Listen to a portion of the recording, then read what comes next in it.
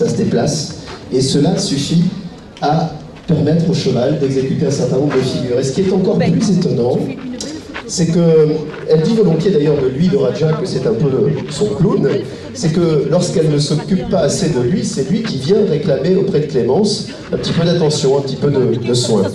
Nous allons changer d'horizon, mesdames et messieurs, nous allons vous proposer un voyage en Andalousie, un pays, une région du pays voisin, l'Espagne, qui est assez connu, il faut bien dire, des Français qui ont tendance à y aller assez facilement pour goûter aux joies, au plaisir de la culture hispanique, notamment quand il s'agit de chevaux et de taureaux. Nous allons vous montrer l'équitation de travail qui est à l'Espagne ce que les gens connaissent bien ici en Camargue avec le travail des gardiens. Là-bas, on les appelle les vaqueros, c'est la doma vaquera, équitation de travail pratiquée au sein de fédération espagnole, fédération internationale, fédération française, bien entendu. Et nous avons la chance de posséder ici, chez nous, de grands champions.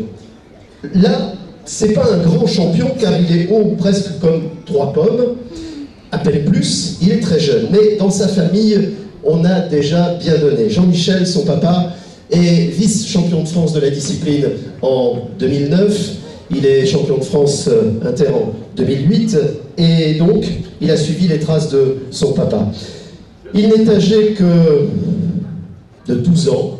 Vous allez voir un garçon doué, très doué dans cette discipline. Je vous le présenterai avec un petit peu plus d'à propos tout à l'heure. Mais il n'est pas seul en piste, hormis son cheval, pour qui j'aurai quelques mots aussi dans la foulée. Regardez, elles se sont mises en place. Voici les danseuses flamencas.